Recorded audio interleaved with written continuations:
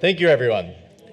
So vitamin D is of perpetual interest in the ancestral health community because vitamin D is a key example of evolutionary mismatch hypothesis, where under the conditions of our evolution, we spent almost most of our days through most of our lives outside, where we had abundant access to the sun, and of course we also evolved in a much more equatorial environment. And now we're much more spread across the globe where we have more seasonal access to sunlight, which provides vitamin D. But we also spend most of our modern lives indoors. And so regardless of what you think the ancestral vitamin D level might have been, it certainly was higher than what most of us would have if we're not supplementing and if we're living indoor lifestyles and aren't careful to specifically go out and get vitamin D. And then, of course, COVID-19 is of perpetual interest to anyone who's been alive since January 2020, because all of us just want it to go away, and it won't. So therefore, the topic of vitamin D and COVID-19 is of interest in any post-2020 ancestral health symposium. Now, before the pandemic, or at the time that the pandemic was emerging, there had already been quite a body of literature suggesting that vitamin D is very protective against respiratory disorders in general. And a lot of that research had been done on associations with colds and flu, and it had included several randomized controlled trials showing protective effects of vitamin D against the flu. And so when the pandemic emerged, it was a reasonable hypothesis for anyone to say, well, we know that supplementing vitamin D protects against the flu. It seems generally protective against respiratory disorders. Therefore, we should all supplement with more vitamin D to protect ourselves from COVID-19. However, there were also reasonable reasons for caution.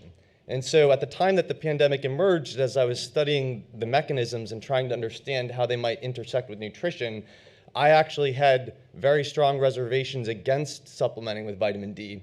And although I didn't believe that anyone should try to make themselves deficient in vitamin D, I did initially come out and say we should be careful and probably shouldn't be supplementing with vitamin D to try to protect ourselves from COVID-19. And part of the reason for that is that the virus that causes COVID-19, SARS-CoV-2, infects human cells by binding to a protein called angiotensin converting enzyme 2, or ACE2. And ACE2 is, from the perspective of human physiology, an enzyme that is involved in protecting us from high blood pressure and promoting the health of the cardiovascular and respiratory systems. But from the perspective of the virus, is just a convenient thing that it can use as a receptor that it can hijack to get into the cell. And so we definitely knew from the beginning that because human ACE2 has the composition and shape that it has, this is the reason why this virus can get into our cells.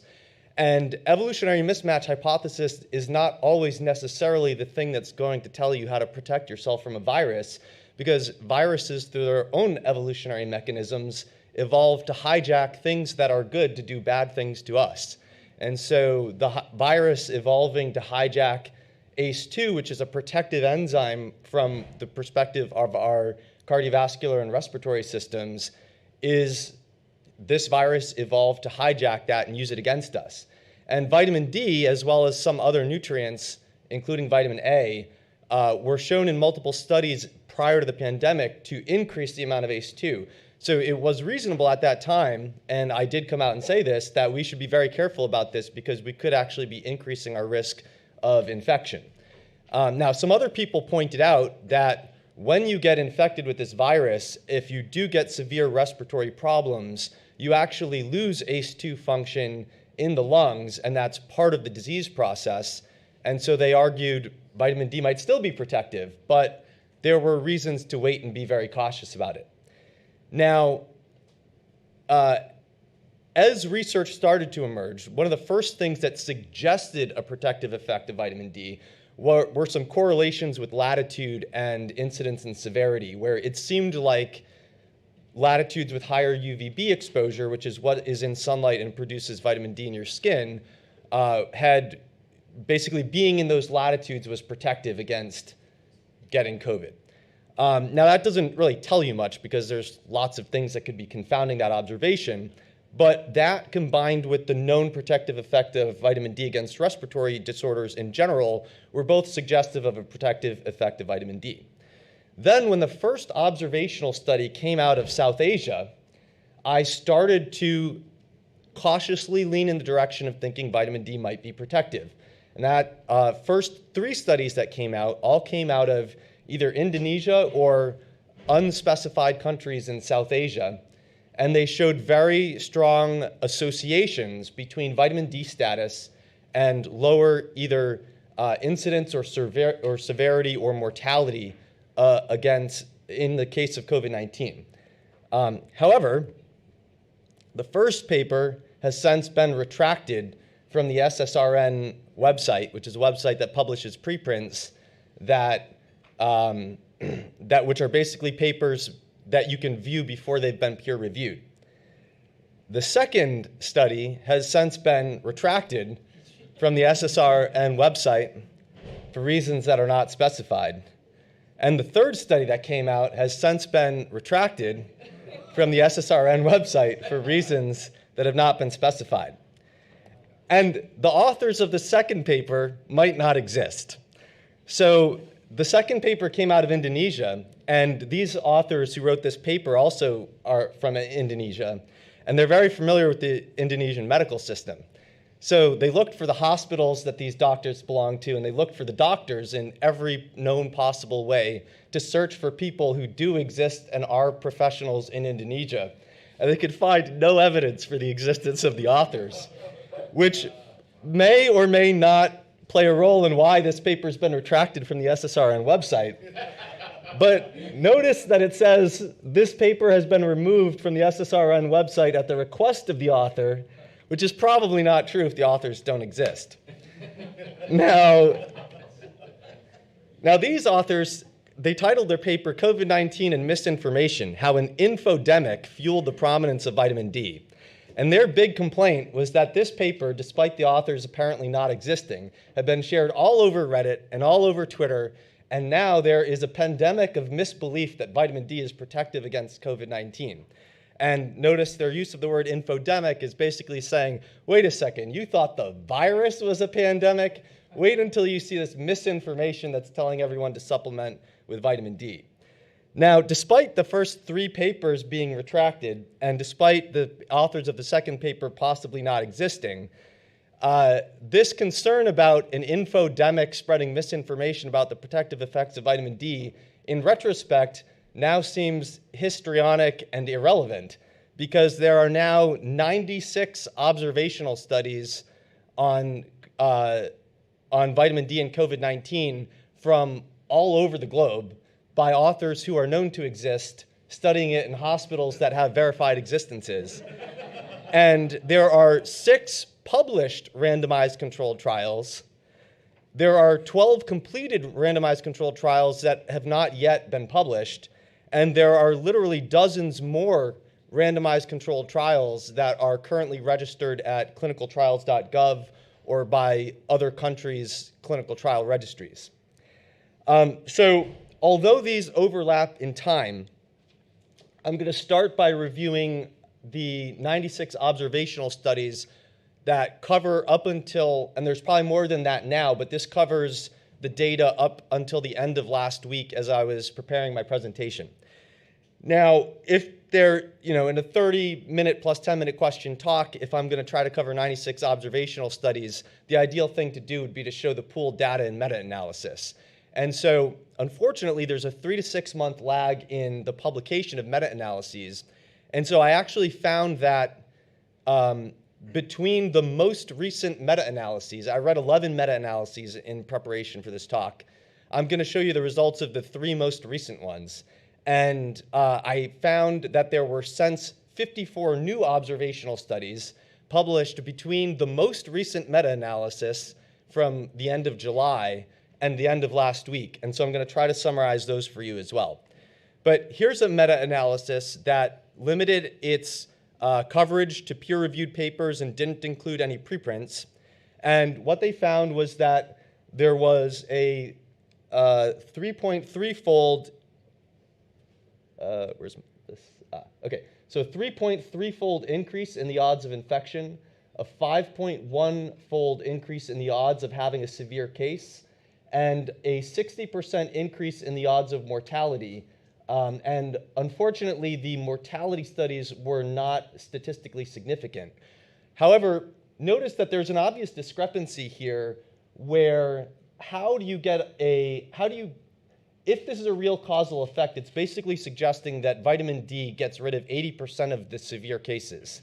How do you get rid of 80% of the severe cases and only have such a small statistically significant 60% relative effect on mortality? That's obviously not representative of what's actually going on. What it's representative of is that there's a lot of infections, there's relatively much fewer severe cases, and then there are far fewer cases of mortality. And there are also fewer studies. So we're going from 13 studies with 2,504 people when we're looking at the odds of a severe case, but there were only 7 studies with 1,127 total people that even reported mortality. And so because we have fewer studies and because there are fewer people who died, we are not able to statistically investigate this with as much rigor as we can with the odds of a severe case. Now, another notable thing about this paper is that it only included studies where they defined deficiency as under 20 nanograms per milliliter of 25-OHD, which is the key marker of vitamin D status. Now, this meta-analysis, published at around the same time, has some benefits and limitations compared to the last one. So this one, as you can see up in this description towards the top, they pooled studies that define deficiency as 20, 12, or 10 nanograms per milliliter.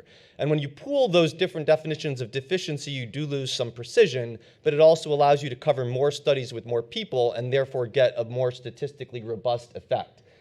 Another fault of this, one limitation of this meta-analysis, though, is that it did include preprints, which are papers that have not yet been peer-reviewed, and it included two of the three papers that have since been retracted, including the one whose authors might not exist. And so what you're seeing here is on the left two panels, you're looking at odds of a severe case, and on the right two panels, you're looking at odds of mortality.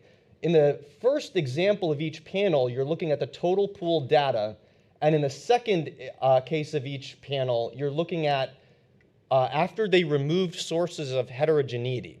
And what that basically means is they looked at the data and they said, is it consistent? And they said, our statistical test tells us that this data is kind of all over the map. And then they said, okay, which studies are creating the inconsistency? And then they took them out. Now, that's not what you're supposed to do with heterogeneity when you find it. What you're supposed to do is try to explain it or say there's too much inconsistency, we're not going to pool the data. So they're not supposed to do this, but this is what happened when they did. So what they originally found was a 4.6-fold increase in the odds of a severe case. If they removed the sources of heterogeneity, it went down to 2.5-fold, and it stayed statistically significant. There was a 4.9-fold increase in mortality that was almost statistically significant but wasn't, and then that went down to a 30% increase in mortality that was not even close to statistical significance when they removed the sources of heterogeneity.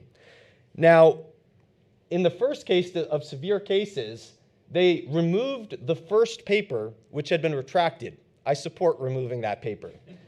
But they also removed a paper that showed that it was the only single paper in this whole meta-analysis that looked at deficiency as below 10 nanograms per milliliter. Well, of course that showed different results than the papers that defined it as below 20 nanograms per milliliter, and that's a legitimate source of variation that they should have kept in the data rather than taking it out. On the right, they basically did the same thing. They removed the paper whose authors might not exist. I support that. But they also removed that other paper that was the only one to define it as less than 10 nanograms per milliliter. And so I think basically the reason I'm showing you this is because when they looked at mortality, when they had the total pooled data, they did show a 5-fold effect in mortality. The fact that it was statistically significant is that, again, just reflecting the fact that we have fewer cases of mortality and fewer studies, so it's less statistically robust, but it seems like it's a real effect there of similar magnitude. Now, this last meta-analysis I want to show you is, I'm showing this basically just to drive home the point that there does seem to be an effect on mortality that's similar in magnitude. So on the left, and they didn't pool these results together, but on the left they showed the studies that defined it as 20 nanograms per milliliter or lower, which showed a doubling of mortality. And on the right, they showed the studies that defined deficiency as less than 30 nanograms per milliliter, and they showed a threefold elevation in mortality, and this was statistically significant. So the point is that our ability to show a roughly 2 to 5-fold increase in mortality right now is largely limited by too few studies with too few people. Depending on what angle you cut at it, you do see that it's probably there. Now, in the 54 studies that have came out since the most recent meta-analysis, I am not qualified to do a meta-analysis, so I didn't, but I tried to characterize them over the next 2 slides by just saying, are these telling us roughly the same story as the previous batch of studies included in the meta-analyses, or do they look different? So the first way I asked that question was, how many of these are suggesting, yes, there's a protective effect, versus no, there's not, versus what I characterized as ambiguous, which meant, if they adjust for this, the effect's there. If they adjust for that, it's not. So if the results were unclear, I defined it as ambiguous. And what you can see is that it's pretty similar. So although the percentage before included in the meta-analysis that have a protective effect went from 81% to 74%, that's largely reflected by the fact that there were 3, let's see, it's on the bottom. If the percentages had stayed the same, we would have seen 44 protective studies, 9 with no association and 1 ambiguous. So we basically have 1 more study than we would have expected with no association and 3 more that are ambiguous. And I ran some stats on this, and it's p equals 0.5, so it's not even close to significant. So what that tells us is that the next half of the studies that haven't been included in meta-analyses are basically telling us the same things as the previous batch. And then I also looked at the magnitude of these effects. And the details of how I characterized the magnitude, I basically assigned a score to these based on how big was the effect. But I scored them 1 through 6. And you can see that for infection, it was 2.6 versus 2.5.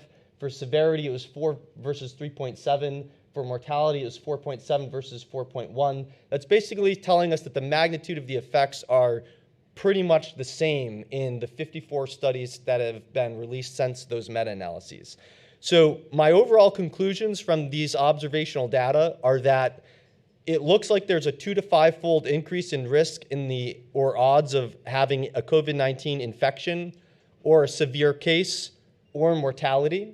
And although the 95% confidence intervals, which means 95% probability the effect is somewhere between these 2 points, although they go up to 10 for severity and to 30 for mortality, and although mortality is not always statistically significant so far, because the results are similar as they continue to come out, and because there's so many more studies now, I think what we're going to see is that we're going to converge around this 2 to 5-fold increase in infection severity and mortality, and that the results are going to be statistically significant across the board. However, it's important to note that the majority of these studies are rated as poor in quality, at high risk of bias, and none of these studies tell us cause and effect relationships about whether vitamin D is protective or not. In order to answer that question, we're going to need to look at randomized controlled trials, and there are 6, and I'm going to get to those soon. But first I want to highlight some interesting observations from the observational studies. So right here, I'm showing you the set of studies that have tried to say, what's the cutoff where we can use 25-OHD as a marker to predict someone's risk of having a severe case, or in most of these cases, dying of COVID. And one of the ways that they look at that is to look at the sensitivity and specificity. Sensitivity is, can we find most of the people who are going to die? Specificity is, can we try to avoid predicting someone's going to die when they're not going to? And so wherever you can try to maximize those 2 things, find everyone who's going to die, don't tell people they're going to die when they're not, then wherever that optimum balance is, you say that's the best cutoff. And so if you look in the third column here for cutoff, you see that generally speaking, these studies are converging on a point that's somewhere between 9 and 25 nanograms per milliliter. That doesn't mean that's the only place you want to be above. It means somewhere where the severe danger zone is, where we can predict, yeah, you're probably going to die, is somewhere in that range of 9 to 25 nanograms per milliliter. This second slide is looking at 9 ecological studies, and these are not the best studies because they're looking at population-level vitamin D status, and they're looking at population-level infection severity or mortality rates. And COVID doesn't happen in populations, it happens in individuals. However, these are interesting from a public health standpoint because if vitamin D status in the population explains 60% of the COVID mortality, then from a public health standpoint, you probably want to get your population's vitamin D status up. And what you can see is that these generally come to different explanations of how much of this is explained.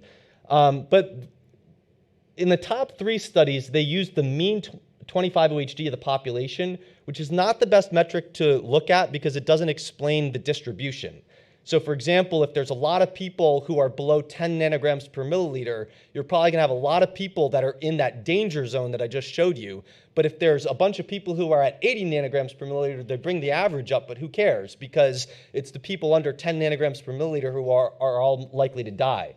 So you can see that these estimates are between 12 and 26.7% of the explanation for infection severity or mortality, and they're on the lower end of some of these. Now, the only paper that found that vitamin D did not explain this pooled together populations where deficiency was defined as less than 12 and where deficiency was defined as less than 20. And in my mind, they didn't find any association because they were pooling data that was too variable. Every single other study did not do that, and every single other study found that vitamin D status in the population predicts infection severity and mortality. Another thing that's interesting here is this paper over here, which looked at 24 Asian countries, and they found that if they adjusted for age and obesity, the explanation level went from 30 to 56% for infection, and from 25 to 41% for mortality. And then this study right above it, Papadimitriou et al., they found that if you control for the life expectancy in that country, then vitamin D status explains 63% of the mortality rate.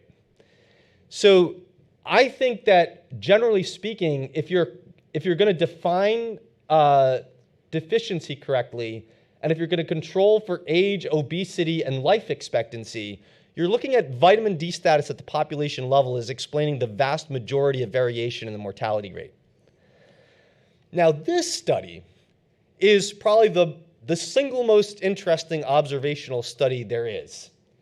This looked at every single person in the United States who had a Quest Diagnostics test for COVID and who also had a 25-OHD anytime in the preceding year.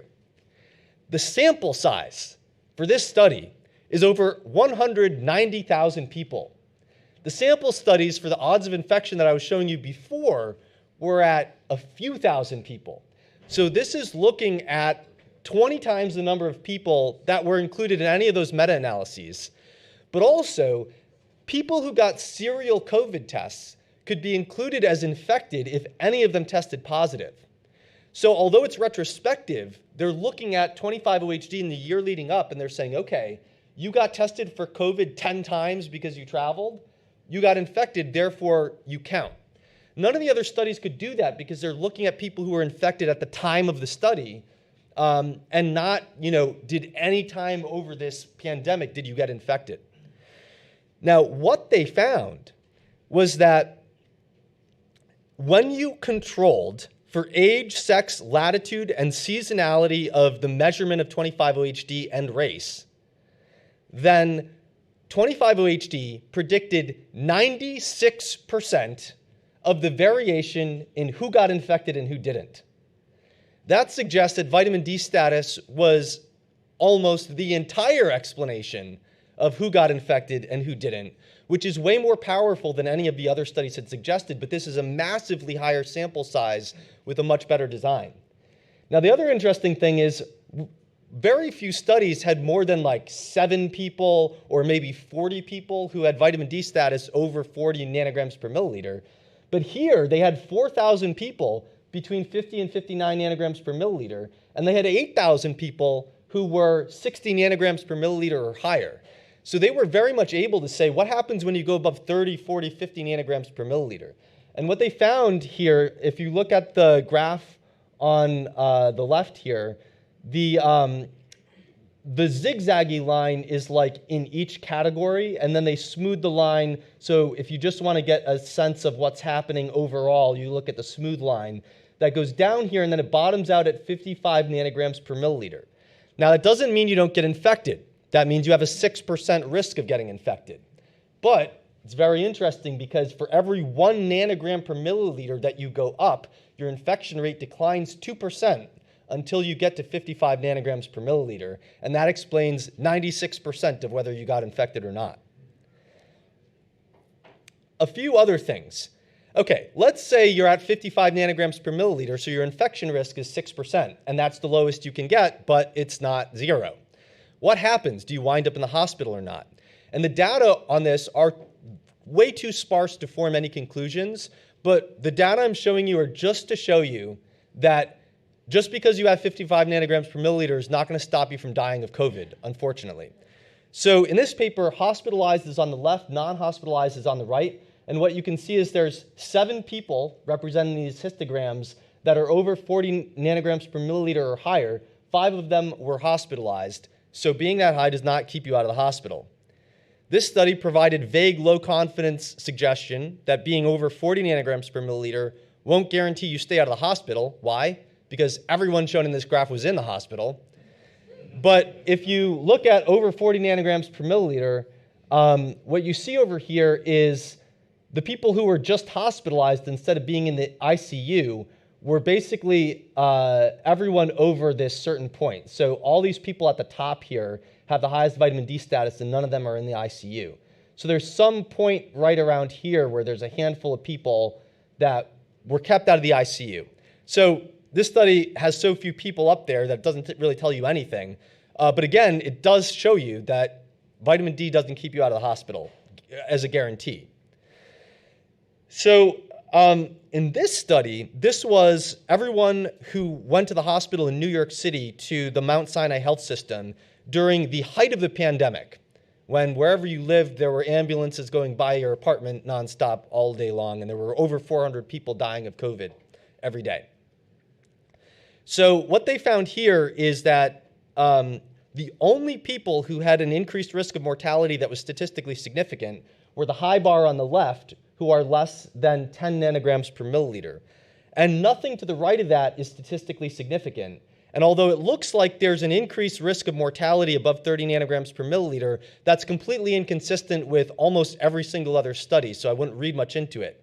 However, what this does show you is that, is that there were some, in this study, there were 65 people who had over 40 nanograms per milliliter, and quite a number of them died. And so the mortality rate there is about 30%. So having vitamin D status over 40 to 60 nanograms per milliliter does not stop you from dying of COVID or keep you out of the hospital as a guarantee. Now, we saw before it's associated with a decreased risk of severity and mortality. But again, that doesn't mean, my point here is just that severity and mortality never goes to 0. That's what I'm saying. So it's reduced. It just never goes to 0. Now, there are vague hints of a U-shaped curve with mortality above 100 nanograms per milliliter, which is generally defined as a toxicity range, from this paper where was this? In Iran. And here, although the only thing that's statistically significant is that mortality rates highest in less than 10 nanograms per milliliter, it still seems to go almost as high over 100 nanograms per milliliter. So you probably don't want to go up that high. Um, 5 minutes till the end of the block or till ideal question time? We're going to have lunch, so we have 10 more minutes. Okay. I'll go kind of fast. Okay, so conclusions with the observational studies are that the lowest risk of infection is around 55 nanograms per milliliter. If you do get infected, there's no evidence that being above 40 nanograms per milliliter is associated with a lower risk of severity than being in the 30 to 40 range. Being in the 30 to 60 range doesn't provide you a guarantee against hospitalization or death, but being above 30 nanograms per milliliter in general is associated with the least risk of severity and death. Little is known about higher levels than that, but there's some suggestions things could get worse above 100 nanograms per milliliter. But right now, we are not yet looking at causality. Okay, we know that one of the arguments against causality is that infection and inflammation decrease vitamin D status. So maybe you're just looking, in most of these cases, as people are getting their vitamin D status depleted because they have a severe disease. And we know 2 studies that showed that your vitamin D status does decline between your last measurement and when you came into the hospital for COVID by 42%.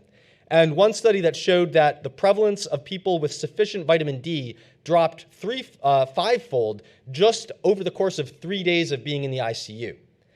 But the fact that 25-OHD is a negative acute phase reactant, meaning it goes down in inflammation, is not an argument against protective causality, because why is it being depleted? Because your immune system is using it to support immunity.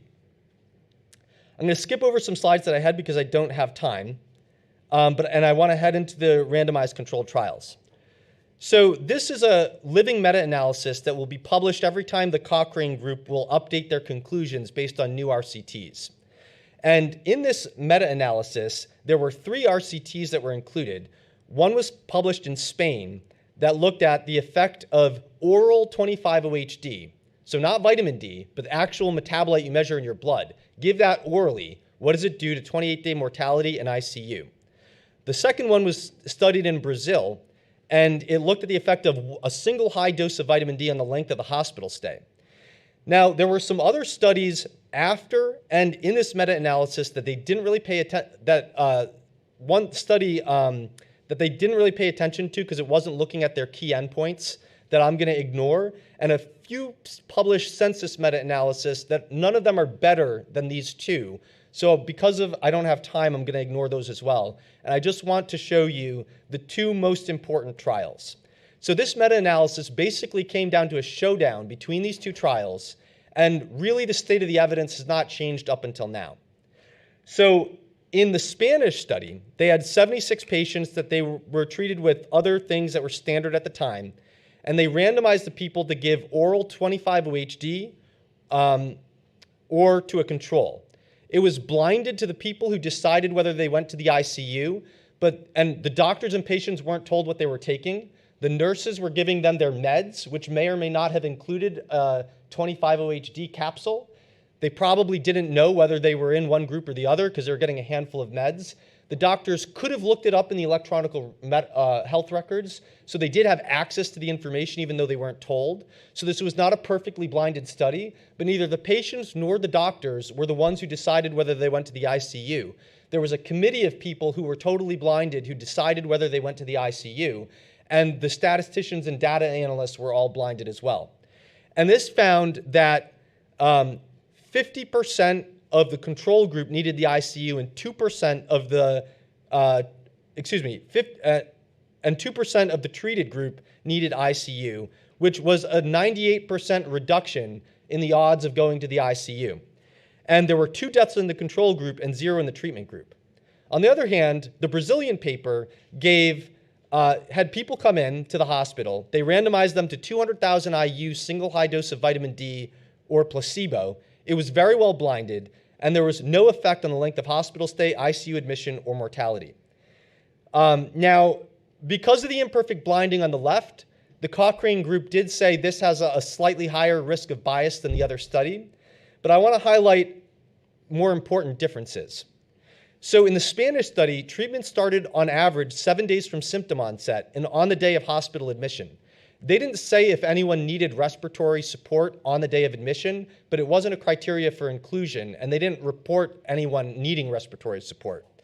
Oral 25-OHD takes 5 hours to maximize your blood 25-OHD. So blood 25-OHD was maximized at time of hospital admission 5 hours later on day 7, when to our knowledge no one yet needed respiratory support. In the Brazilian study, treatment was started 10 days from symptom onset. Having respiratory distress was the major inclusion criteria. 90% of the people on the day of admission already needed oxygen support. And it takes 5 days for vitamin D supplements to maximize 25-OHD when giving a single high dose when you don't have an inflammatory disorder. But because inflammation hurts the 25-hydroxylation of vitamin D, it will take some longer time than 5 days to maximize that. So somewhere between day 15 and day 25, in people who were half dead of COVID, a single high dose of vitamin D didn't do anything. But if you look at these two studies, it's far more likely that early boosting of 25-OHD before you're half dead, very quickly, leading into this is what decreases your odds of ICU by 98%. It's far more likely than that the patient figured out there was an extra capsule in the handful of things that the nurse was giving her, and the doctor looked it up in the electronic health record, and then somehow convinced the data that went to the blinded ICU committee that these people are on vitamin D, therefore they probably don't need to go to ICU even though they're dying, right? So it's probably about early treatment and good ways of getting the 25-OHD up. So I'm going to skip ahead to the conclusions. Conclusions from this are that while the threat of COVID-19 persists, actively maintaining 25-OHD in the 30 to 55 nanograms per milliliter range is likely to protect against getting infected. Maintaining D in this range will also prevent a 5 or more day delay in the ability to quickly raise your 25-OHD with vitamin D supplements if you do get sick. If you take the Spanish paper and convert it into daily oral vitamin D supplements, then it's the equivalent of 30,400 IU per day in the first week, followed by a maintenance dose of 7,600 IU per day until symptoms resolve. Now, in that area in Spain, the average 25-OHD is 16 nanograms per milliliter. If you're at 55 when you get COVID, you can probably skip the loading dose in the first week. However, I wouldn't be quick to dismiss the value of having a higher loading dose in the first week. And so I actually got COVID last month, and it was based largely intuitively. I used 20,000 IU of vitamin D per day during the first week and dropped it to 10,000 IU during the second. But I would emphasize that if you're trying to get biological activity as high as you can as soon as you get sick early in the sickness, you actually want to start the loading phase when you sneeze and you say, maybe it's COVID, because if the next day you're no longer sneezing anymore, who cares? But if the next day all of a sudden you're wheezing and the day after that you have 104 fever, then you're going to wish that you did the loading dose 3 days earlier. Now I do want to the last thing that I do want to say is, as all the other RCTs are published, we may revise how we view this, but this is the current state of what I believe. And I also would balance vitamin D with other nutrients in the diet, especially A and K2. And you certainly don't want to be deficient in anything in that context, but that's what I have for you today.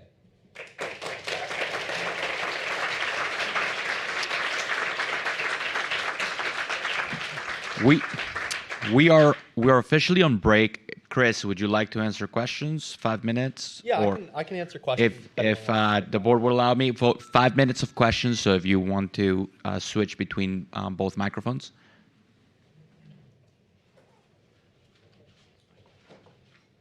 Hi. So is there any data for those that were within that perceived optimal range, if they did get infected? Was there any, what was the outcome for post-COVID symptoms? There's almost nothing on post-COVID symptoms. The only thing there is a paper that pooled. Actually, it's not even worth looking at. The only paper that looked at vitamin D status and post-COVID symptoms pooled long hauler symptoms with hospitalized cases and looked at a correlation. and so there's basically nothing. Okay, Yeah. thank you. Hey, Chris, fantastic. To the group and to you, Chris, have you heard Dr. Fauci mention taking vitamin D at any point? Yeah, I heard Fauci comment on taking vitamin D way before he said he takes vitamin D. Him personally, right? But it hasn't been part of the whole country taking. Well, I mean, he hasn't advocated anything based on these trials, but he did say that he did. Someone asked him about taking nutrition in COVID, and he was like, "Well, Yeah, vitamin D seems helpful, but yeah." It was a deficiency, and he didn't say anything. So a couple of questions. Does anyone know whether the population of meat eaters versus the population of vegetarians have a dramatic vitamin D level difference? I don't know, but the only observational study that looked at plant-based diets showed that people on plant-based diets did better with COVID. Huh? Really? I mean, not that I would read much into it. But it was The cytokine storm is in fact less active in their weakened immune systems. Possibly. Yeah. Possibly. Okay, thanks. Possibly. So, would you consider varying a dose if you were somebody who spent a lot of time out in the sun versus, I mean, without knowing what the baseline your in the blood in the context of a theoretical future risk of infection, or in the context of getting sick? maybe both. Well, I mean, Without in the understanding what your context of baseline future is. risk of infection, then I don't really think you want to think about it like that. You really want to think about it like get a vitamin D test. Did I get it up to the 30 to 55 nanogram per milliliter range? And whatever combination of sun and supplements does that. In the context of getting sick, I think there's not even really a hypothetical downside to, you added an extra 4,000 IU from your sunbathing today. So I would ignore it and just focus on oral supplements. The chance of getting up towards 100 would be relatively nil. I mean, if your baseline was 50. In the context of an acute dose during the time of infection, I wouldn't even worry about it. I mean, there's only a vague suggestion from an observational study that above 100 is a risk. But if I were to hypothesize why it would be a risk, I would hypothesize that it was chronic exposure to hypercalcemia and not, it popped up to 100 today, therefore I'm at risk. Okay, Yeah. thanks. Hey, Chris. Just wondering, for 25-hydroxy vitamin D, is there like a proposed mechanism, or do we already understand the mechanism of like how that interacts with the immune system and why there seems to be a I had boosting a whole slide on this, but I hadn't gotten to the RCTs yet, and I only had 5 minutes left. So, I mean, I personally think that probably the main way that it's restricting severity is by restricting IL-6 levels. There's some scant correlational stuff in COVID studies, but there are RCTs from other contexts where generally with disorders that have IL-6 that can go very high, vitamin D does reduce it, and IL-6 is the main predictor of needing mechanical ventilation in COVID. Vitamin D also increases lymphocytes, and high lymphocytes, low neutrophils are one of the best markers of overall better prognosis. But generally speaking, calcitriol, which is the active hormonal form of vitamin D, acts on immune cells to stimulate the production of antimicrobial peptides, to increase immune activity in a way that favors anti-infective activity, and generally modulate immunity in a way that prevents autoimmune type or cytokine storm type activity. So, Cool. yeah. Thank you. Hi. You've written at length on the importance of balancing D with other vitamins like A and K, and how they synergistically work together. Is there a danger in recommending that people front load with D supplements in isolation of other things in advance of getting COVID, or is this too short? Well, I did mention that at the end very briefly, and actually I have